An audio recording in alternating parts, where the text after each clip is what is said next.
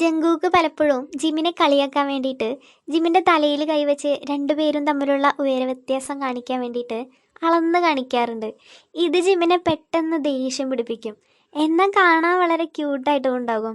അതുപോലെ തന്നെ ജിമിനെ ചെസാൽന്ന് വിളിച്ച് കളിയാക്കാറുണ്ട്.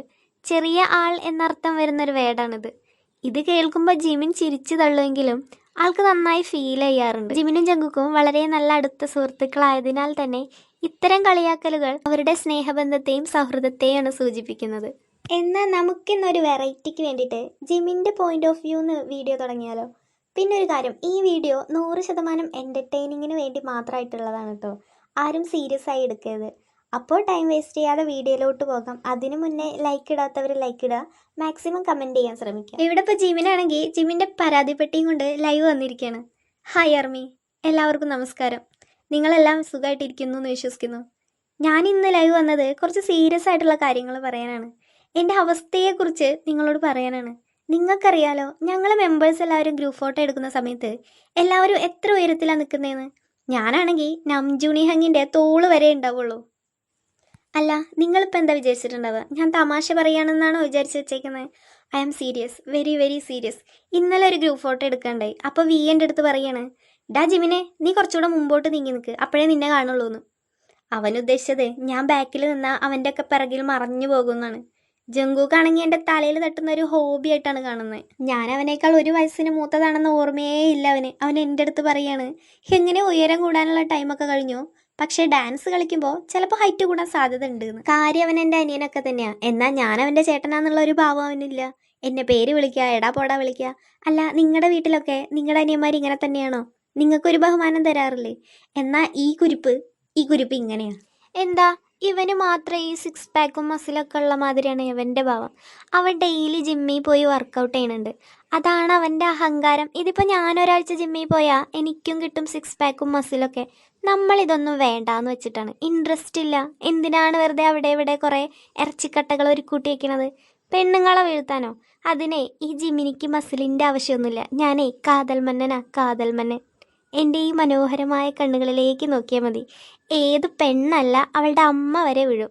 ഈ സൗന്ദര്യത്തിന് മുന്നിൽ മയങ്ങി വീഴാത്തവരായി ആരുണ്ട്? അതൊക്കെ പോട്ടെ, ഒരു മനുഷ്യനായിട്ടെങ്കിലും എന്നെ ഒന്ന് പരിഗണിച്ചൂടെ? എൻ്റെ ഹൈറ്റിൻ്റെ പേരിൽ എന്നും അവൻ എന്നെ കൊച്ചാക്കിക്കൊണ്ടേയിരിക്കും. എനിക്കിത്തിരി പൊക്കം കുറവാണെന്ന് വെച്ച് എന്നെ കുട്ടി കുള്ളെന്നൊക്കെ വിളിക്കാവോ? അതും പോട്ടെ എന്ന് വെക്കാം. വായിക്ക് അവൻ എന്നെ കുള്ളൻ വിളിക്കുകയാണ് ഗൈസ്. ഒരു ദിവസം അവൻ ഐ കോണ്ടാക്റ്റ് വെച്ച് ഗെയിം കളിക്കാന്ന് പറഞ്ഞ് എല്ലാവരെയും വിളിച്ചു കൂട്ടി. ഗെയിം കളിക്കാനല്ലേ, എല്ലാവരുടെയും കൂടെ രസമല്ലേ എന്ന് വെച്ച് ഞാനും പോയി. എന്നാൽ ഇവൻ എന്താ ചെയ്തതെന്നറിയോ നിങ്ങൾക്ക്? ഇവൻ എല്ലാവരെയും വെച്ച് കളിച്ച് എന്നെ മാത്രം ഇഗ്നോർ ചെയ്ത്. അതെന്താടാ മോനെ എൻ്റെ കൂടെ മാത്രം കളിക്കാൻ വരാത്തേന്ന് ചോദിച്ചപ്പോൾ അവൻ പറഞ്ഞത് എന്താണെന്നറിയോ? അവൻ നോക്കിയപ്പോൾ ജിൻഹങ് ഉണ്ട്, നംജൂണി ഹങ് ഉണ്ട്, ഹോബി ഹങ് ഉണ്ട്. എന്നാൽ കുള്ളനായതുകൊണ്ട് ഏട്ടനെ മാത്രം കണ്ടില്ല എന്ന്. ഇവനൊക്കെ എന്ത് വേണം? അത്രയും പേരുടെ മുന്നിൽ വെച്ച് എന്നെ വീണ്ടും കുള്ളാന്ന് വിളിച്ച് ബോഡി ഷെയിം ചെയ്ത്. അതും പോരാണ്ട് എൻ്റെ ഹൈറ്റ് വെച്ച് ഇവൻ പാരഡി സോങ് വരെ ഉണ്ടാക്കി.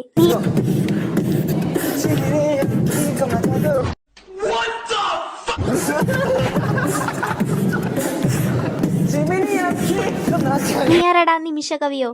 എടാ, ഞാൻ നിന്നെ എന്തോ ഉണ്ടാക്കാൻ വന്നടാ. ഇനി എന്ത് ചെയ്യാനാ? ഒരമ്മയുടെ വയറ്റി പറഞ്ഞില്ലെങ്കിലും എൻ്റെ അനിയനായി പോയില്ലേ? എടാ, എൻ്റെ ഈ കൈവെള്ളയിൽ കിടത്തിയാടാ ഞാൻ നിന്നെ വളർത്തിയത്. ഇടയ്ക്കൊക്കെ അത് ഓർക്കുന്നത് നല്ലതാ. ഇവനോടൊക്കെ പറഞ്ഞിട്ട് എന്ത് കാര്യം, കൊച്ചു ചെറുക്കൻ. പിന്നെ ഞങ്ങളുടെ ലീഡർ അങ്ങേരത്ര മോശമൊന്നുമല്ല. പുള്ളി എന്താ ചെയ്തതെന്നറിയോ? ഒരു ഇൻ്റർവ്യൂവിൽ എന്നെ മുന്നിൽ ഇരുത്തിയിട്ട് ബാക്കിൽ ഇരുന്നുകൊണ്ട് പറയാണ്, ഐ ലവ് മൈ ഹൈറ്റ് എന്ന്. ലോകം മുഴുവൻ കണ്ട ആ ഇൻ്റർവ്യൂ.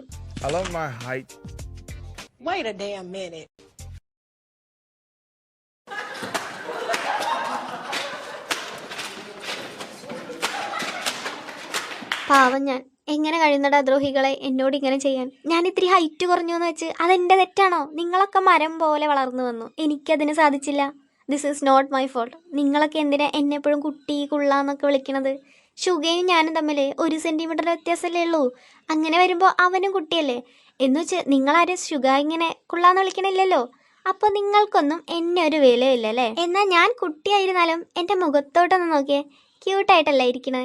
എന്നെക്കാൾ ക്യൂട്ടായ ഒരു ഐഡൽ ഇവിടെ ഈ K-pop വേൾഡിൽ തന്നെ ആരുണ്ട്? നിങ്ങൾ പറ അർമീസേ, ഞാൻ ക്യൂട്ടല്ലേ? അർമീസേ, എനിക്ക് നീതി കിട്ടണം. എൻ്റെ ഈ ദുരിതത്തിന് ഒരു അറുതി വരുത്തേണ്ട കടമ നിങ്ങൾക്കുണ്ട്.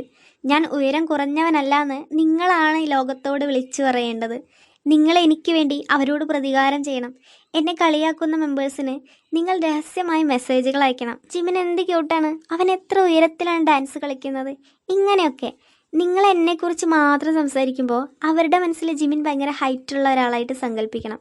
അത്തരം കമൻസ് അവർ ലൈവ് വരുന്ന സമയങ്ങളിൽ ഇട്ടുകൊണ്ടേയിരിക്കണം. എന്നിട്ട് അവർക്ക് തന്നെ എന്നെ ഇങ്ങനെയൊക്കെ ട്രീറ്റ് ചെയ്തതിൽ കുറ്റബോധം തോന്നണം.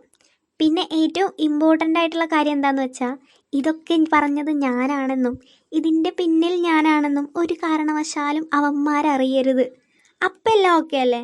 നിങ്ങൾ എന്നെ സപ്പോർട്ട് ചെയ്യുന്നു വിശ്വസിക്കുന്നു. എൻ്റെ കൂടെ നിൽക്കില്ല അർമീസേ? അപ്പോൾ ഒക്കെ പറഞ്ഞ പോലെ ഇനി അടുത്ത ലൈവിൽ കാണാം. Okay, by.